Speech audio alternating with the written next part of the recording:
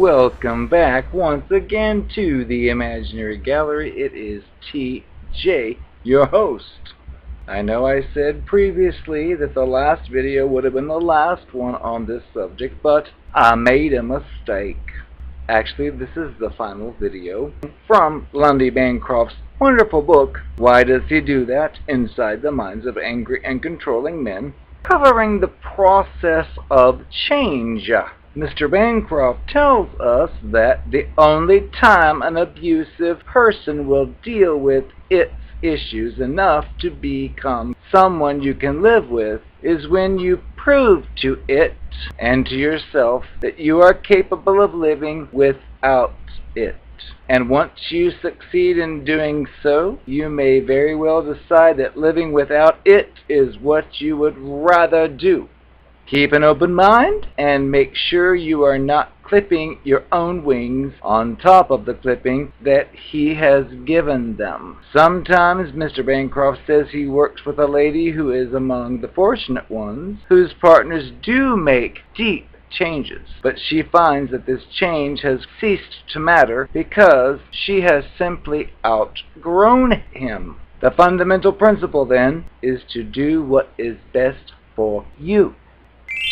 The next section is, which abusive people are most likely to change? Mr. Bancroft tells us that prediction is difficult unless you're Miss Cleo. He has had clients who were stellar participants in the group and whose partners reported great progress in the early months, but who dive-bombed later on, rushing back into their worst behaviors as if reuniting with dear old friends. On the other hand, he's also worked with men who were ornery during group meetings, who were slow and stubborn about taking in the concepts, yet months later stood out for having done some of the most serious work on themselves of anyone in the whole program. He's noticed some recurring themes among those abusive people whose changes go the deepest and last the longest, however. Number one, his close friends and relatives recognize that he is abusive and tell him that he's got to deal with it. They support the abused lady instead of supporting him. Bancroft says he has a much more difficult time with the abusive person whose friends and family back up its excuses and encourage his or her disrespect for the woman. Number two, he or she is lower than others on the scale of self-centeredness. He tends to show signs early on of having more empathy than other clients do for the pain he's caused the partner, and this empathy seems more genuine and less theatrical. The highly self-referential, arrogant abuser, on the other hand, believes that he is above criticism and considers his own opinions and insights to be the last word on the planet, or the plane. So who's going to be able to persuade him that he has been so cruel and selfish? Number three, his partner gets the most unreserved, unequivocal support from her friends and relatives, her religious community, and from the legal system if she needs it. The more consistently she receives the message that abuse is in no way her fault and that her community intends to stand behind her 100%, the stronger and safer she feels to settle for nothing less than fully respectful treatment from her partner or ex-partner. Number four, he joins a high-quality abuser program and stays for a long time, about 2 years. But even in cases where all of these conditions are met, his progress still depends on whether or not he decides to carefully and seriously take each of the steps that are required for him to change. Now he gives us a few key points to remember. You can't make or even help an abusive person change. All you can do is create the context for change, and the rest is up to it. You are the best judge of whether or not he's truly developing respect for you and for your rights. Don't put anyone else's opinions ahead of your own. Change in an abusive person is not vague. It's very specific. Use the information in this chapter to measure for yourself whether he's getting down to the real work of change or whether he's trying to fly by with the usual nods and winks. An abusive person won't change by working on its anger, unless he also does the more difficult work of changing its entitled attitudes. Make your own recovery and that of your children your top priority. And finally, abusiveness is like poison ivory with its extensive and entrenched root system. You cannot eradicate it by lopping off all of the superficial signs. It has to come out by the roots, which are the man's attitudes and beliefs regarding partner relationships.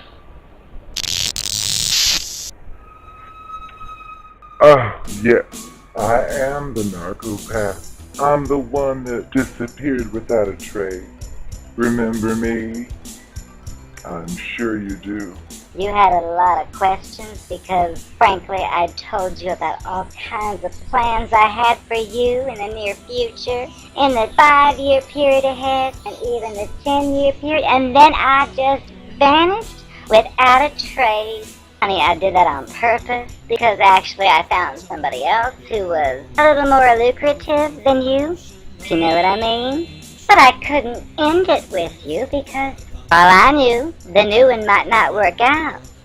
So if I ended it with you, then the new one didn't work out, I'd be empty. I'd have nothing. And you know the narcopath cannot be alone. So I simply left you hanging, went on to the new one, and then I went on to social media, looked you up under a different name, and I saw the hatred you spewed about how evil I was and how I just used you for this and used you for that. And then as soon as a better opportunity came along, I just took it and left you in the dust. Honey, you thought those words were going to hurt me if I ever saw them? But you must know, I came when I heard them. I did, I came. I was orgasmic with pleasure because it gave me the supply I needed and it fueled my new relationship even that much more. For that, I thank you. You'll never know what you've done for me. The truth is, since I'm giving you these old confessions, most of you regular folk expect something called closure when a relationship ends. Closure just ain't my style. If you know what I mean, whatever closure is. It tends to be you want some kind of final statement from me that tells you I was sorry or that I made a mistake or whatever. And honey, there's no way I would ever say any of those things because everything I did to you was planned and went as planned. So why would I disrespect myself and tell you that I was cheating or interested in someone else or whatever else you come up with? Or it's true. I don't give closure. You want to know why? Well, because you never know. And the latest one might not work out. So let's just say it didn't, which it did, at least for a few months. But let's say it didn't. Then I would have been calling you saying, oh, I'm so sorry I disappeared. I just felt so guilty because I'm not a good enough person for you. But please forgive me. Please find it in your heart to let me back in your life. I've been all alone every night. I haven't looked at any other boys. I've only thought of you. It was total BS if I would have said it. So just be glad you didn't have to deal with that. It works with others, though. I use it every time. If the new one doesn't work out, then I pull that one on the old one. Because I didn't make any closure with the old one, it worked. If I would have made some closure, then honey, I'd probably be up Doo-Doo Creek without a paddle, and I don't want that. I'm the narcopath, and I get what I want.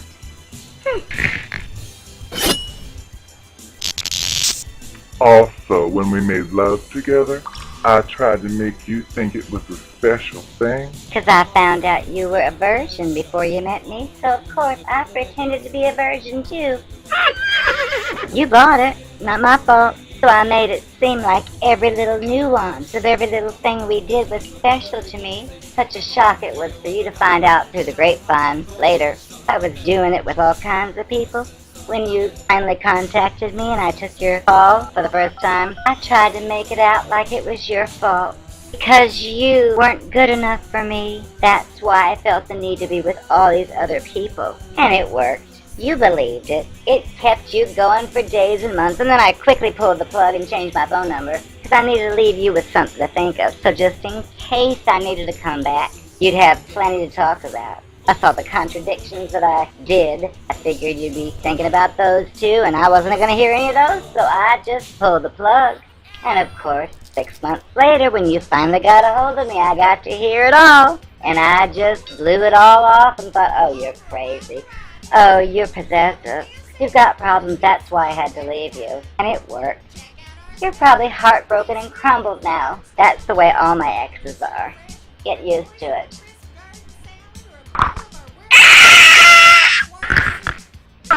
Oh, yes. Once I'd moved in with you in the beginning, before I pulled my disappearing act. I deliberately started going to the pool every Wednesday on your day that you had to work all day. And you called your little minions, and they told you I was there in a skimpy little swimsuit with just a dot here, a dot there, and a dot down there. So my Virginia was open for the public to see. And I was always talking to that same lifeguard. You know, the hot one with the bigger muscles than you had? It really got you. Honey, I did that on purpose. And then you tried to pull me aside and talk to me when you came home from your work day and say, You didn't really like that I was spending so much time with this guy, and I thought, oh, you're just jealous of him. Of course, instead of saying that, I just said, oh, he's just a friend. You're so paranoid. and I know that drove you crazy. Because you knew his tongue was down my Virginia. No doubt about it. But I was not going to tell you that. And of course your friends told you they saw it. I just said, oh, they're jealous. They want me. They're just telling you that to make you mad at me. Well, honey, they were right. In fact, I pulled a few of them in a few times too. Notice how they quit talking to you about it. I'm the narcopath, and I get what I want.